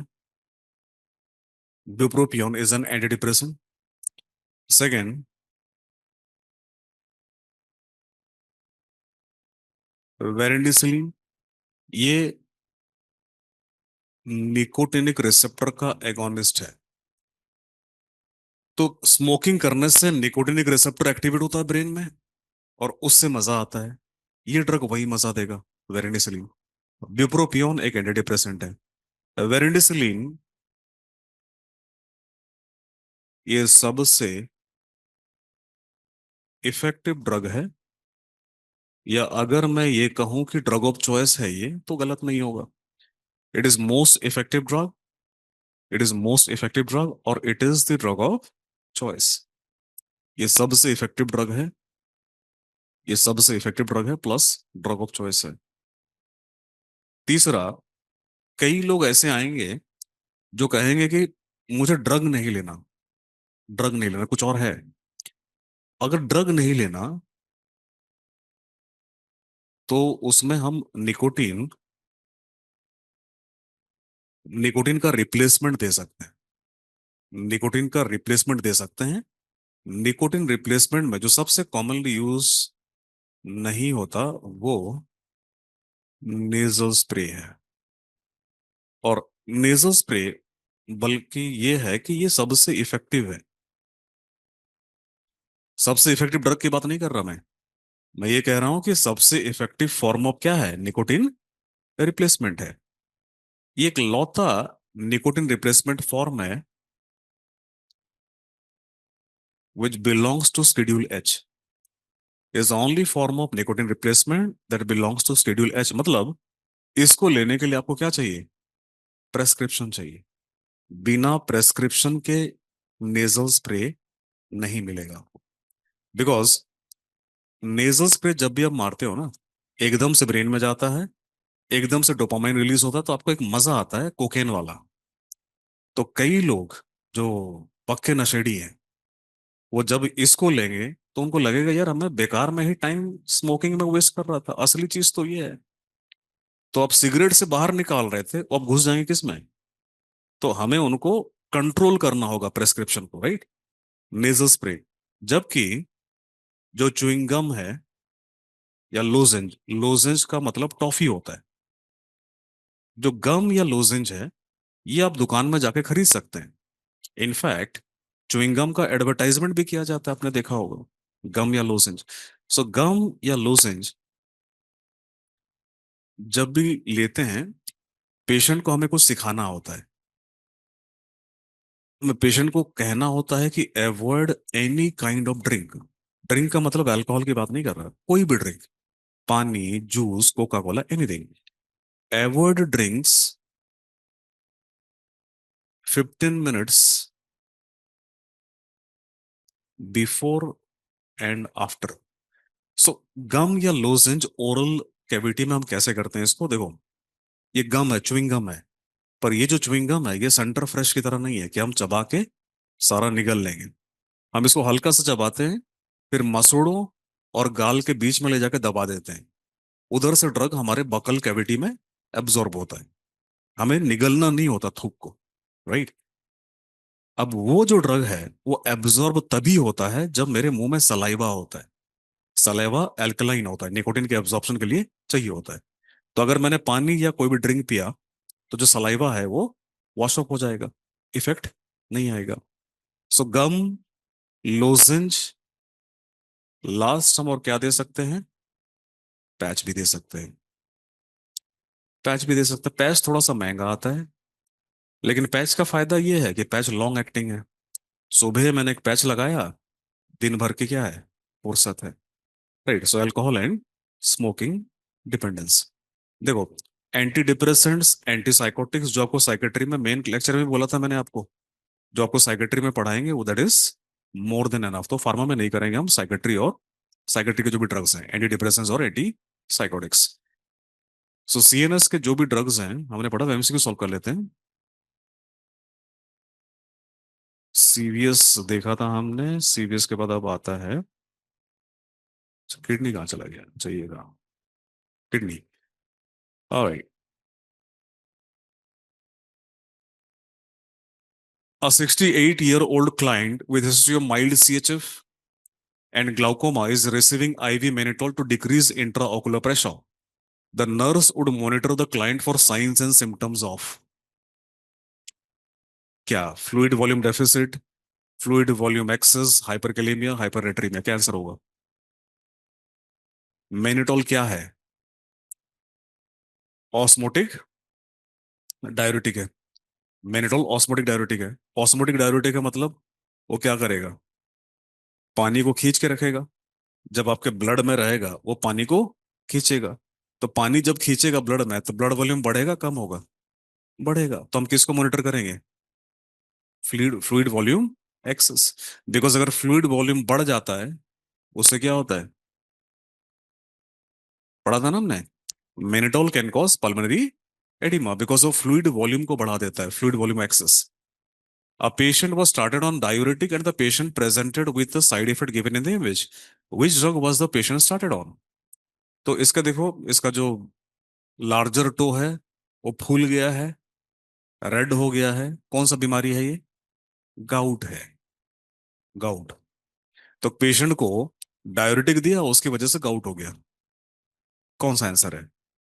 स्पैनोलेक्टोन, क्लोरथेलिडोन, एस्टाजोलामाइड, अमिलोराइड। क्या पढ़ा था, बताया था ना मैंने आज ही आपको। गाउट कर सकते हैं कौन कौन से दो ड्रग्स? लूप्स और थायजाइड। दोनों में से कोई ड्रग है ऑप्शन में? कौन सा? क्लोर थायजाइड तो नहीं है ऑप्शन में। क्या है? क्लोर थैलिडोन है, क्लोर थैलिडोन है। तो ये क्या है? एक thiazide है। This is a thiazide. A chronic alcoholic presented to OPD with abdominal swelling as given in the image. Which of the following drugs should be started in the patient? Chlorthalidone, enalapril, spironolactone, mannitol। क्या देंगे? बहुत आसान MCQ है, ये पढ़ा है, आज ही पढ़ा है मैंने आपको। सेरोटिक एडिमा याद है? सेरोटिक एडिमा में ड्रग ऑफ चॉइस क्या था? स्पाइरोलेक्टोन। भाई ये वही तो है। सेरोटिक एडिमा का मतलब क्या है?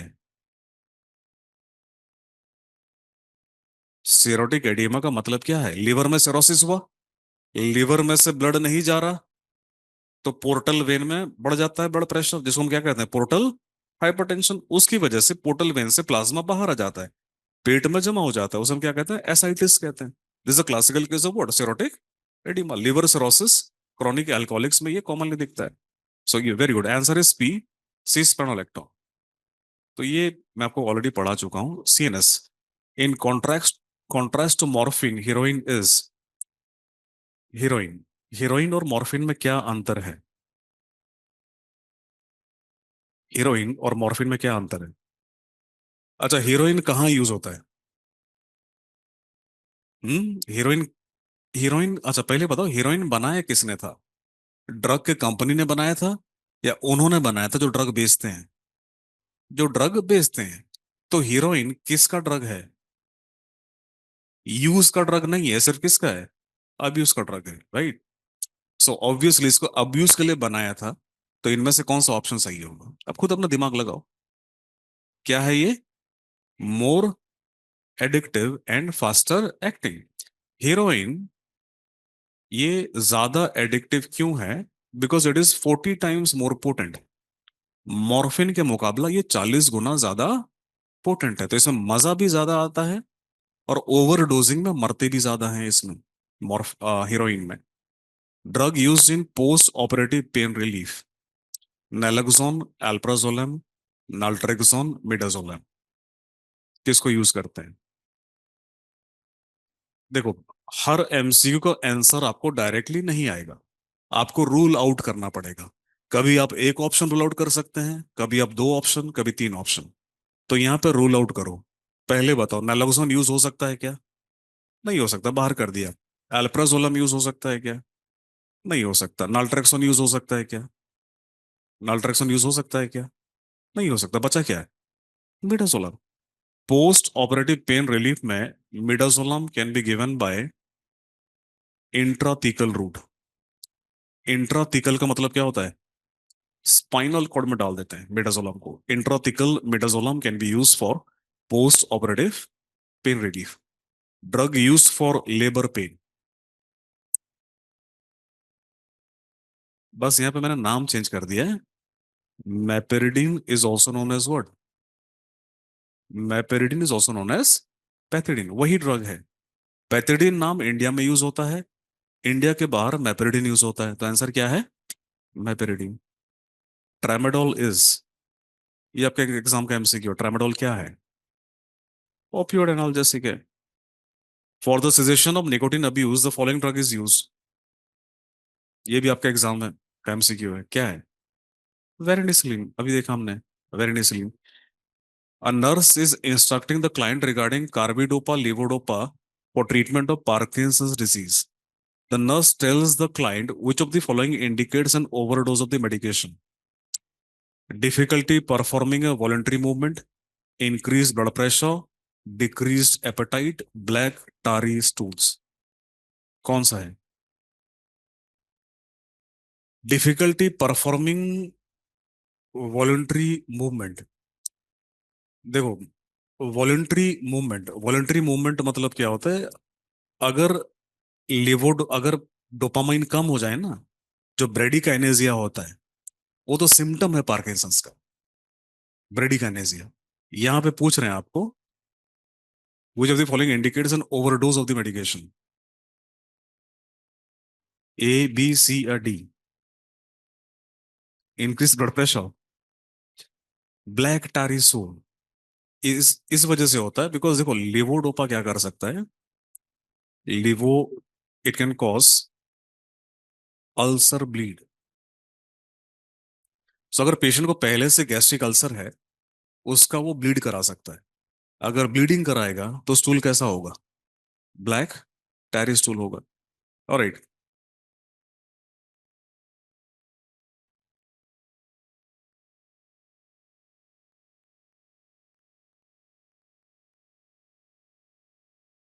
Withdrawal seizures are seen with, किसको बंद करेंगे तो विथड्रॉल सीजर होगा? कैनाबिस, ओपियोइड, अल्कोहल या कोकेन? किससे होता है? किससे होता है? अल्कोहल। बिकॉज अल्कोहल क्या है? गाबा ए एगोनिस्ट है। मैंने बताया था ना, जो सेकंड फेज होता है गाबा की वजह से होता है। तो जब लोग अल्कोहल लेना बंद कर देते हैं, उसकी वजह से क्या होता है? सीजर होता है, बिकॉज गाबा एक्टिवेट नहीं हो रहा। अच्छा, यहाँ सीजर का पेशेंट आया मेरे पास, ट्रीटमेंट किससे करोगे? अरे मैंने आपको पहले भी बताया, कोई भी पेशेंट आया, दौरा लेके आया, बच्चा बूढ़ा जवान, क्या देंगे? Lorazepam.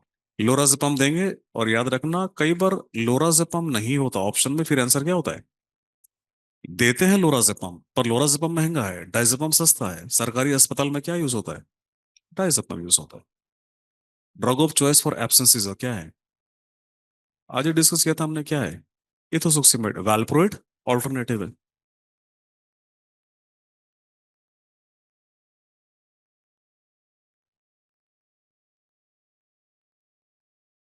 Cleft lip is caused by which of the following drug?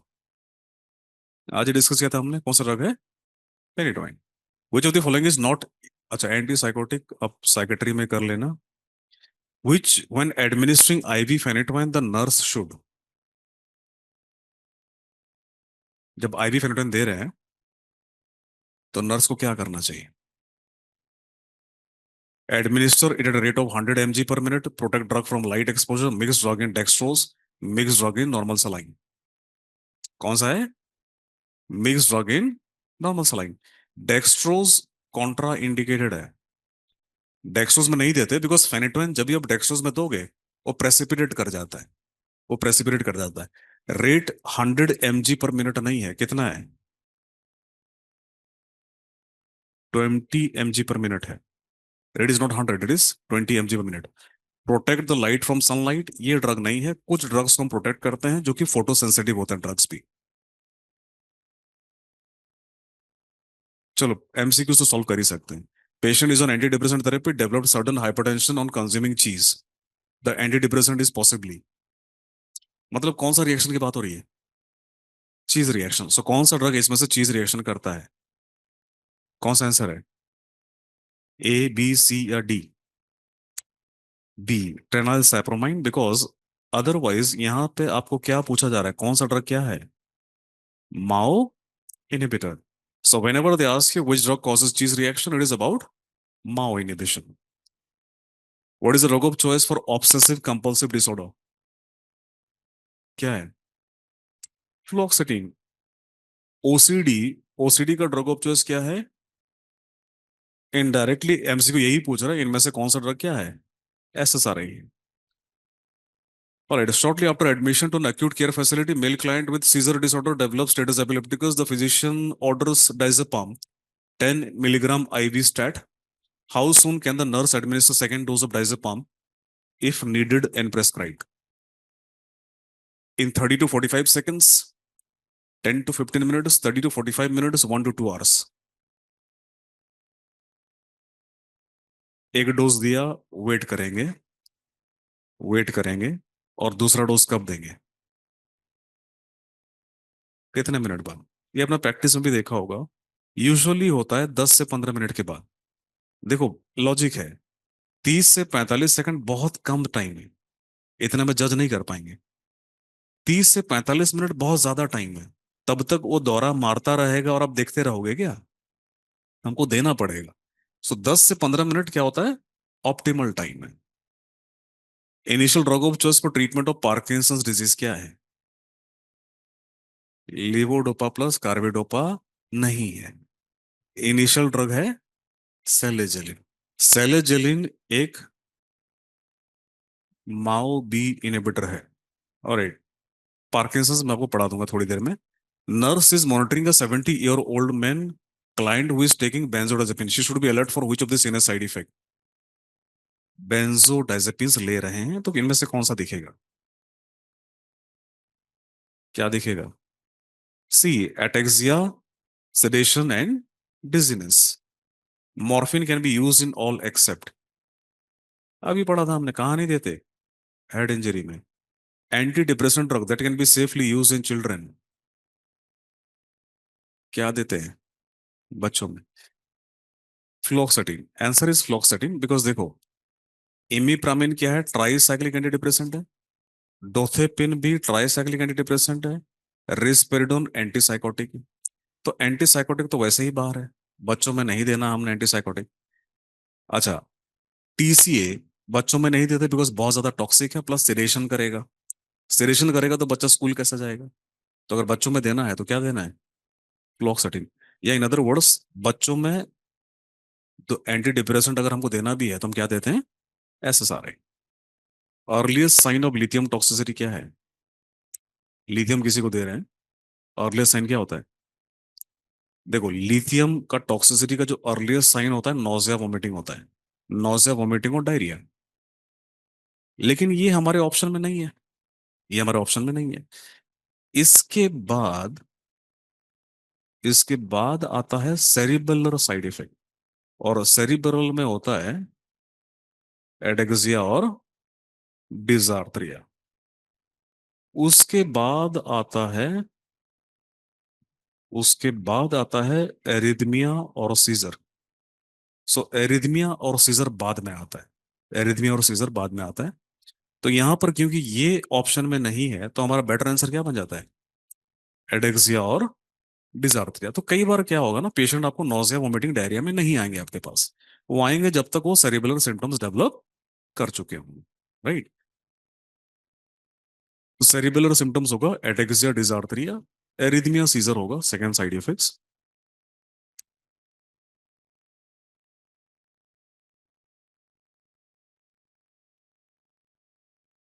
और एक पार्किंसंस में थोड़ा सा पढ़ा देता हूँ आपको। देखो, पार्किंसंस में,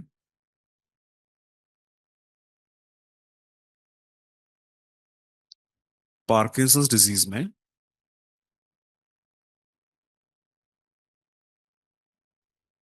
अगर मेरे पास पेशेंट आता है और कहता है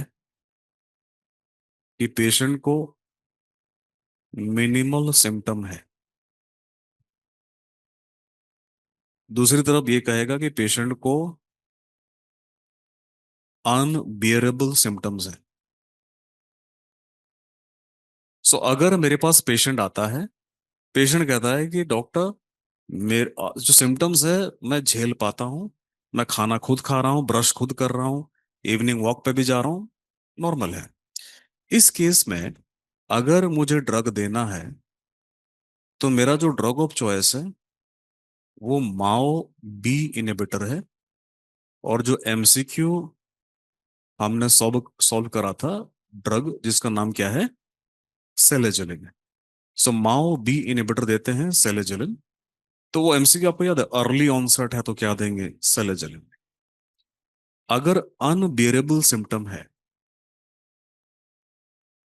अगर अनबियरेबल सिम्टम है, अगर अनबियरेबल सिम्टम है, if the symptoms are not bearable, unbearable symptoms, तब हमको देखना पड़ेगा कि जो पेशेंट है 65 साल से छोटा है या 65 साल से बड़ा है। एज पे डिपेंड करेगा। अगर 65 साल से छोटा पेशेंट है तो हम D2 एगोनिस्ट देते हैं, जैसे कि प्रेमिपेक्सोल और रोपिनिरोल। अगर 65 साल से कम है, 65 साल से कम है, देन आई गिव प्रामिपेक्सोल और रोपिनिरोल। अगर पेशेंट 65 साल से ज्यादा है, then I give combination of levodopa and carbidopa. Then I give levodopa and carbidopa.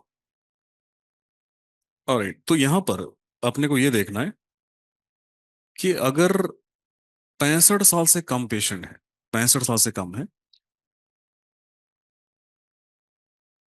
तो हम देते हैं। 65 से ज्यादा में क्यों नहीं देते, उसके पीछे का रीजन नंबर वन ये है कि ये जो ड्रग्स हैं ये फैटिक कर सकते हैं।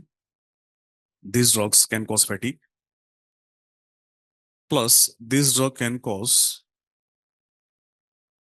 compulsive gambling as well as compulsive sexual activity. These drugs can cause compulsive gambling and compulsive sexual activity. डिजार्थ्रिया का मतलब होता है जवान लड़खड़ाना, राइट, तोतलापन हो जाना। कंपल्सिव गैम्बलिंग, सेक्सुअल एक्टिविटी, तो ये जो साइड इफेक्ट्स हैं एक बुजुर्ग में हमें नहीं चाहिए, because बुजुर्ग वैसे ही फैटिग्ड है, प्लस कंपल्सिव गैम्बलिंग या सेक्सुअल एक्टिविटी होगा तो हमें नहीं चाहिए वहां पर। और यहां पर जो साइड इफेक्ट है लीवोडोपा में,